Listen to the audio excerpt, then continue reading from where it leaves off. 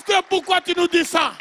C'est parce que je veux que vous arriviez à saisir l'ange quand il vous visite.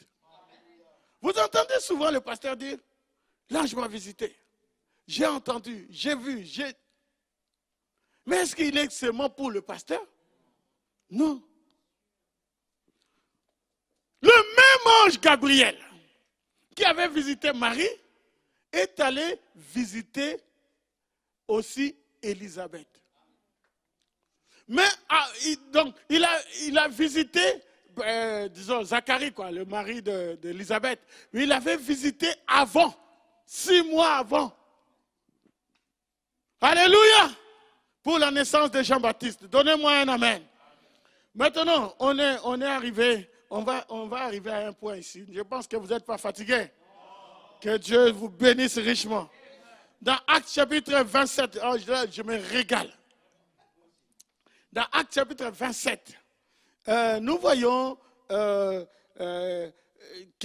Paul, on nous parle de Paul qui était en difficulté avec les groupes qui étaient avec lui. Vous savez cela, les bateaux allaient faire naufrage. Et un ange lui a visité. Et l'ange lui a parlé. La Bible dit, un ange, verset 23, un ange de Dieu, je pense de Dieu, à qui j'appartiens et que je sers m'est apparu cette nuit et m'a dit, Paul, ne crains point, il faut que tu comparaisses devant César et voici Dieu t'a donné tous ceux qui naviguent avec toi. C'est pourquoi, ô homme, rassurez-vous, car j'ai cette confiance en Dieu qu'il en sera comme il m'a été dit. Un ange de Dieu à qui j'appartiens. Hein? Paul appartenait à un ange. L'ange là appartenait à Paul. Alors, donnez-moi un amen. Et il dit, un ange à qui j'appartiens. Donc il y avait une connexion entre Paul et cet ange-là. Et que je sers m'est apparu cette nuit. Tout le monde était dans tous les états, mais il y avait un homme qui voyait l'ange. Il a vu l'ange. Tout le monde était paniqué. Parce que c'était inévitable. Le bateau allait s'échouer. Inévitable. Tout le monde paniquait, sauf un homme. Sauf Paul. Donnez-moi un amen. Et cet homme-là, c'est lui qui rassurait les autres. Ouh, je suis en train d'arriver à quelque chose. Hein? C'est lui qui rassurait les autres. Dans le bateau, il y avait des légionnaires romains. Des gens expérimentés. Il y avait des marins expérimentés, mais tout le monde tremblait.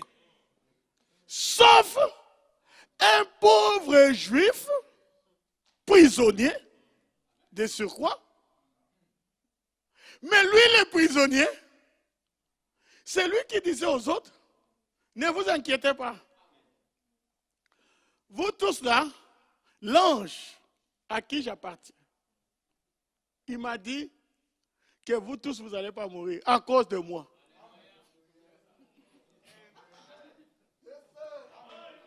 Donc leur vie dépendait de Paul. La vie de Paul dépendait de l'ange. Est-ce que je peux entendre un amen? Ouh, que Dieu soit béni, que Dieu soit béni. Est-ce que vous avez saisi? Son ministère était connecté à un ange. C'est pour ça que Paul avait l'assurance. Il avait l'assurance. Parce qu'il savait que ce n'est pas un ministère qu'il a commencé comme ça. Hein. Il a cassé une église. Et puis les frères lui ont dit, on voit vraiment que tu as quelque chose, hein, frère. Tu as quelque chose. Non. Non. Lui, il allait dans sa direction. Et c'est le Seigneur qui lui est apparu. C'est le Seigneur qui l'a envoyé. Et quand Dieu vous envoie, il vous colle un ange. Donnez-moi un amen. Parce que le ministère doit être surnaturel. Vous arriverez à un moment où le corona va faire le tour du monde. Le corona est en train de terroriser tout le monde, sauf une personne. Et cette personne-là est en train de rassurer les gens. Oh, donnez-moi un amen. Mais pourquoi cette personne rassure les gens?